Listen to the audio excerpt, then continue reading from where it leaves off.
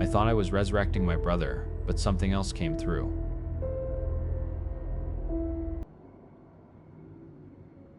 The worst part about cleaning out my dead brother's apartment isn't the smell, it's the silence. Soren was chaos. Music always blaring, video games chirping, him shouting at a screen or laughing at some dumb video. The silence he left behind is a physical thing. It presses in on you. It's been 3 weeks since the cops found him, and the quiet in his apartment is so goddamn loud it makes my ears ring. I'd have put this off for a year if I could. A decade. But the landlord's a prick, and my parents are 1,000 miles away, shattered. So it's me. Me and a box of trash bags, sifting through the wreckage of my brother's life. They never figured out what happened. That's the part that sticks in my throat. He was 26, healthy, no history of anything. The coroner just shrugged. Sometimes people just stop, he'd said. Fucking useless. One day Soren was texting me memes. The next he was a closed case file. I'd cleared the kitchen, the living room. It was just mindless work, throwing out half-eaten cereal boxes and old magazines. But his bedroom, that was different. This was his sanctuary. The air still smelled like him, that faint scent of his stupidly expensive cologne and laundry he never quite dried properly. I saved his desk for last. I knew it would be the hardest. Under a stack of graphic novels, I found the drawer was locked. I had to jimmy it open with a butter knife. I expected to find weed or old journals, something mundane. Instead, there was just one object, nestled on a bed of black velvet, a phone. It wasn't a smartphone. It wasn't anything I recognized. It was a single, seamless piece of what looked like polished obsidian. No screen, no buttons, no charging port. It was heavy and unnervingly cold, like it had been pulled from the bottom of a frozen lake. It felt ancient. I almost tossed it. It was just some weird paperweight he probably bought online, but something made me turn it over in my hands. As my thumb brushed across the slick, dark surface, it flickered to life. A line of stark white text appeared, hovering in the blackness. A new message from Soren. My heart kicked against my ribs. A sick joke. Some friend of his must have put it here. I tapped the glowing text, my hand trembling. Zane, you found it. Thank God. I couldn't breathe. It was a prank. It was a speck. It was a tubble. My fingers felt like clumsy sausages as I tried to figure out how to type on the featureless surface. Somehow, my brain just knew. I thought the words, and they appeared. Who is this? The reply was instant. It's me. Don't be scared. The anger came then, hot and sharp. Prove it. Say something only he would know. A pause. The 3 little dots that mean someone is typing didn't appear. The silence stretched, and I felt like a fool. Of course it wasn't him. I was about to hurl the thing against the wall when a new message lit up the screen. The man with the upside-down face, in the woods behind Grandpa's. You were 8. You screamed so loud you threw up on my shoes. We never told anyone. The air rushed out of my lungs. Holy shit. We were kids, exploring, and we saw something tucked between the trees. A man standing perfectly still, whose features were inverted. Chin where his forehead should be, eyes where his mouth was. We ran and never spoke of it again. Not to our parents, not to each other. It was a piece of buried childhood trauma we both silently agreed to pretend never happened. It was him. Soren? How? My thumbs were shaking too hard to type anything else. I don't know. I'm not really gone. Not all the way. I think you can bring me back. Before I could even process that, the text wavered, and a new message pulsed on the screen. A deep, ominous red. Feed. Feed? What the hell did that mean? I turned the device over and over, looking for some kind of input. There was nothing. I thought about what to type, and the word yes appeared on the screen. I sent it. A tiny, needle-sharp barb, thin as a mosquito's proboscis, shot out from the side of the phone and sank into the fleshy part of my thumb. I yelled and dropped it. A single, perfect bead of blood welled up on my skin. The phone hit the wooden floor with a heavy clack. The red text was gone. The funk. Firmly. What the fuck? My heart was a drum solo in my chest. This was insane. I was talking to my dead brother on a vampire phone. Against every instinct screaming at me to run, I bent down. I picked it up. My blood smeared on the glassy surface and vanished, absorbed instantly. I held it, my thumb throbbing, and waited. Thank you. Thank you. The screen was white again. The message interface was back. I ignored the stinging in my hand. Soren, what the hell is this thing? How did you die? What's happening?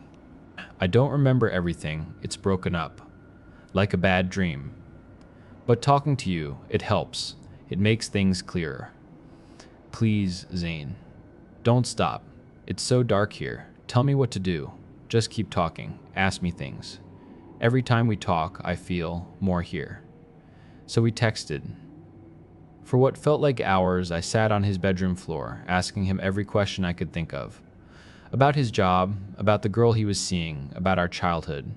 With every few messages, he seemed more lucid, his answers faster, more detailed.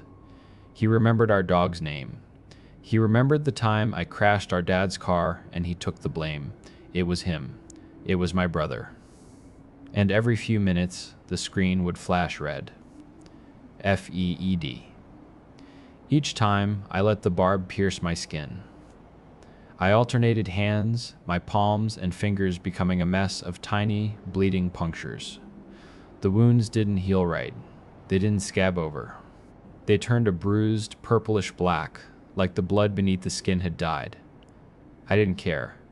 I was talking to Soren. We were getting somewhere.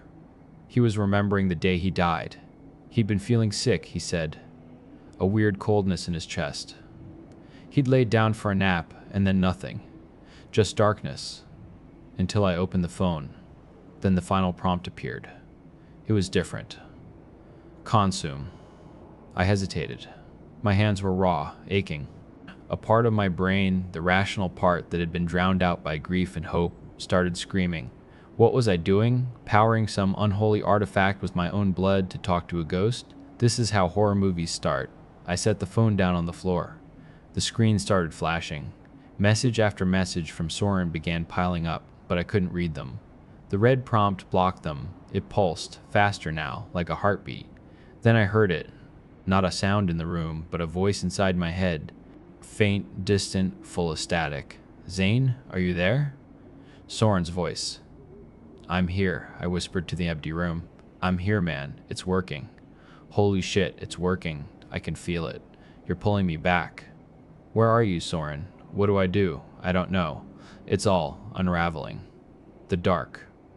Just one more time, Zane. Please, we're so close. Get me out of here. His voice broke. I heard a terror in it that I had never heard before. The sound of a soul utterly and completely alone. My caution shattered. Fuck it, I snarled. I snatched the phone off the floor and pressed my entire bloody palm against the screen. I thought the word yes.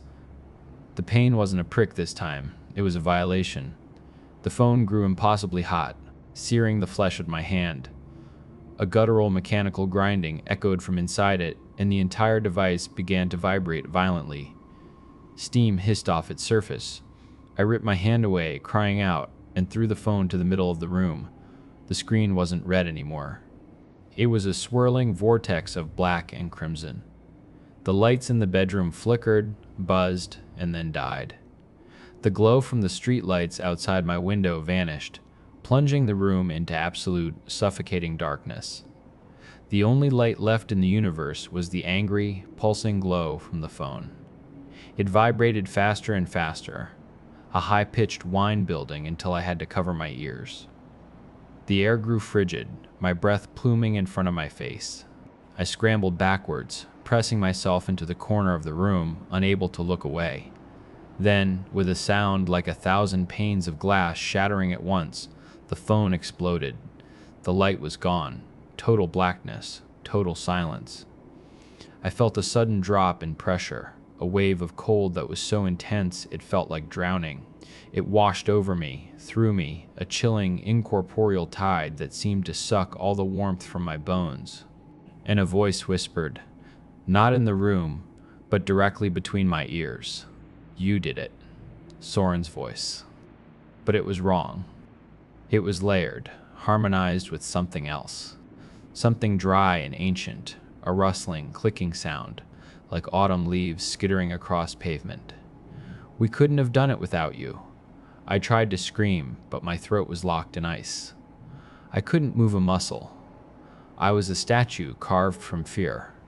Now, the layered voice whispered, a hint of something that might have been hunger curling its edges.